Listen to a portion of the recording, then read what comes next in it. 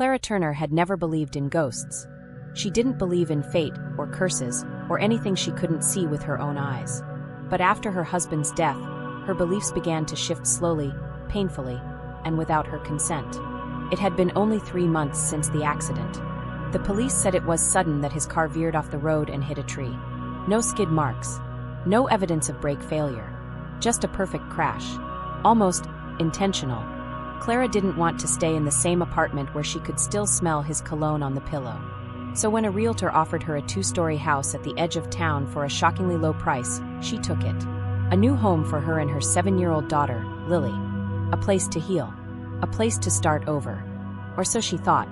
The first week passed quietly. Clara unpacked boxes, cleaned dusty shelves, and tried to convince herself that the silence was comforting. But by the second week, things began to change. It started small, faint knocks behind the walls, whispers under the floor. Sometimes she'd find the kitchen light on at night, even though she was sure she'd turned it off. Lily would wake up crying, saying she saw small people running around her room. Clara dismissed it as childish imagination until she began waking up in strange places. One night, she opened her eyes and found herself standing in the hallway, facing the mirror. Her reflection didn't move right away. It smiled a second too late. Another time, she woke up outside, standing barefoot in the backyard, the door locked behind her. She had no memory of how she got there. But the soles of her feet were black with dirt, and the back door handle was warm, as if someone had just touched it. The nightmares came next. She'd dream of running always through the same dark corridor, chased by something small and fast. She could hear them giggling. Not children, not quite. Something else. And every night, she woke at 3:03 a.m. That was when she finally went to the church. Her hands trembled as she told Father Gabriel what had been happening. He listened quietly, his expression darkening with every word. When she finished, he said softly, "There are things that cling to grief, Mrs. Turner. We'll come tomorrow. We'll cleanse the house." That night, Clara slept with Lily in her bed. For the first time in weeks, the house was silent. No whispers. No knocks. Until 3:03 a.m. Clara woke up in the basement. The air was freezing, thick with the stench of smoke and iron.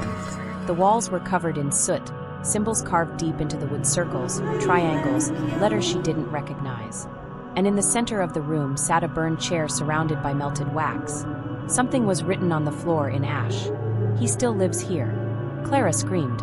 The next day, Father Gabriel returned with 3 men from the church. They carried crosses, holy water, and incense. Clara held Lily's hand tightly as they began to pray. At first, the air just felt heavy. But then it changed, it throbbed. The cross on the wall began to drip, the wood bending as if melting in invisible fire. And from the ceiling came a low, guttural voice. It whispered Clara's name. Then, louder. "Get out!" Father Gabriel's voice rose in defiance. But the candles exploded, shards of glass flying through the air. One of the men was lifted off the ground and slammed into the wall. Another was dragged by his feet into the darkness of the hallway. Clara screamed for everyone to run, clutching Lily, but the door slammed shut before they could reach it. The last thing Clara saw was the walls turning black and faces pushing out from within them, screaming in silence. When the neighbors heard the noise, they called the police. By the time officers arrived, the house was quiet again. Too quiet. Inside, they found the church group lifeless. Their bodies contorted, eyes wide open, skin as pale as chalk. Clara lay beside them, her arms wrapped around nothing. Lily was gone. Not missing. Gone. There were no footprints, no signs of a break-in, but the basement walls had fresh carvings. The same words appeared again, newly etched into the wood. When investigators traced the house's history, they discovered it once belonged to Edwin Morrill, a known Satanist who disappeared 30 years earlier. Neighbors claimed he used to hold rituals in the basement, rituals to invite what he called the Dark Choir. When the church came that day, they hadn't banished it. They had woken it. No one lives in the house now.